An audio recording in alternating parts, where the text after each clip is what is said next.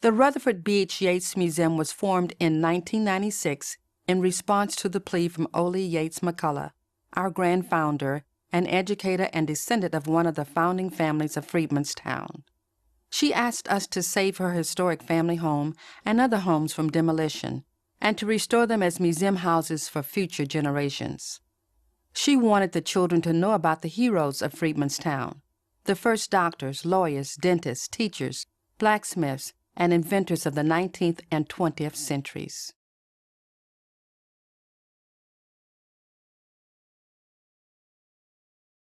The ultimate objective of the R.B.H. Yates Museum is the creation of an educational and cultural park corridor in the National Register Historic District of Freedmanstown.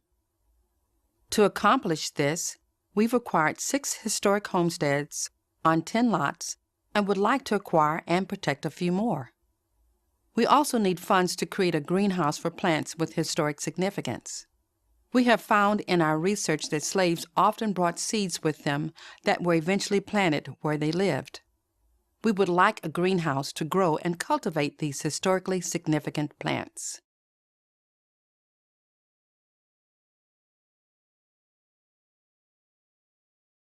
The leverage point that makes us successful is our incredibly rich history. Freedmanstown, known now as the 4th Ward, was considered the mother ward for African Americans. Some of the first doctors, lawyers, dentists, teachers, blacksmiths, bricklayers, and businessmen and women lived in Freedmanstown. It features Houston's largest cluster of historic homes, churches, and brick streets, all built by freedmen after their 1865 emancipation. By 1907, it was 94% owned by the freedmen and their descendants. Sadly, most of these buildings and streets have been destroyed, and the few that remain are rare treasures that must be protected.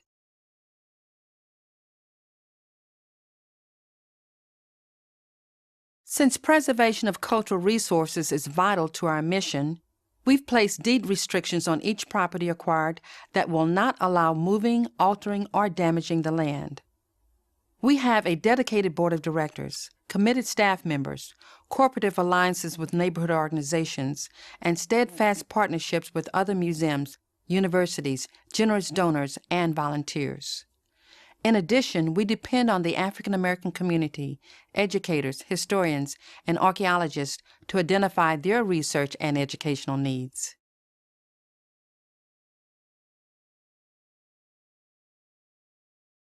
We measure success by the number of tours we host and volunteers who assist us on a regular basis. We count the number of college students participating in archaeological digs on our properties. We also track the number of college internships we facilitate. Since 2002, our Preservation Architecture Internship Program has placed 10 architect student interns from Prairie View A&M University. The hands-on preservation experiences that resulted from these internships have led to employment with reputable architectural firms and oil companies. This program continues to be a valuable benefit for students' careers, for their employers, as well as reducing our preservation expenses.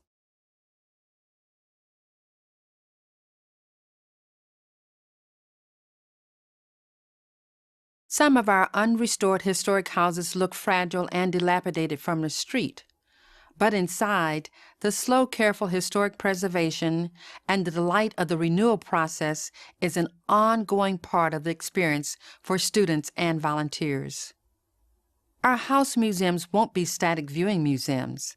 Instead, they'll have interactive and changing exhibits to reflect experiences of the African diaspora throughout time. Unseen to the public are our many expert consultants who guide us in achieving the highest level of historic preservation.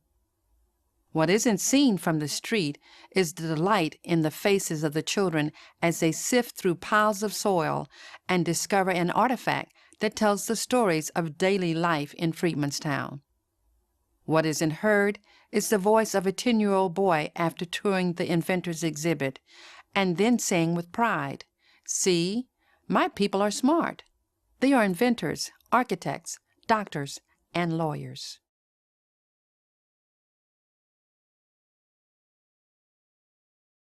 Since 1996, we have identified our most significant historic properties.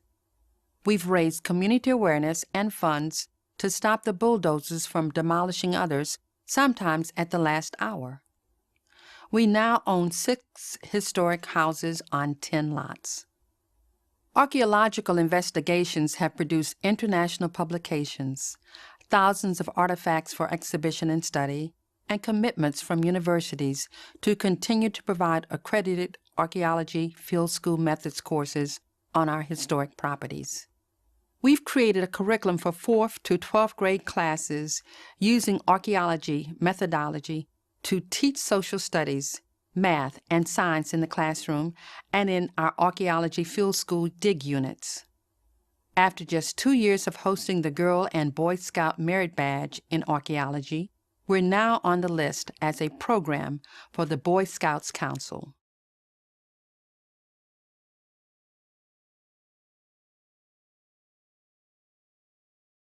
Since the Freedmanstown National Register Historic District designation in 1985, over 500 historic structures, including 6 churches, have been destroyed with little notice, and historic brick streets have been damaged. Our main challenge has been competing with well-funded developers and dealing with weak local preservation ordinances that don't protect this national district.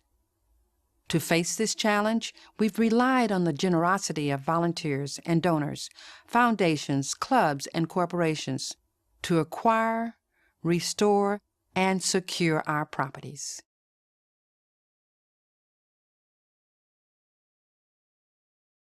With funding, we would complete a house for an archaeology field school lab, converting the Yates Museum House from a temporary archaeology lab to its original purpose as the Yates Printing Museum.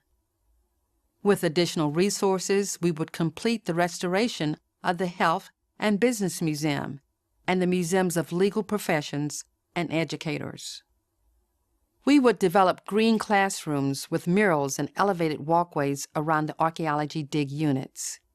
We'd increase the number of archaeology workshops for 4th to 12th grade students from families with limited incomes.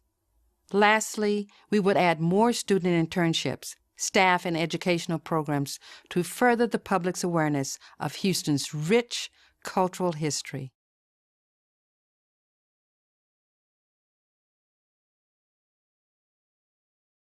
Due to limited staff, shortage of usable museum space, and permanent green space, we have not been able to expand our educational programs, presentations, nor host symposiums. We have not been able to continue with historic research that is required for publications and more national, state, and local markers and designations. We have not been able to accommodate the growing request for bus tours, teacher in-service visits, and school field trips. We have not been able to satisfy the many requests for traveling exhibits of African heritage cultural artifacts. Additional resources would help us close these gaps.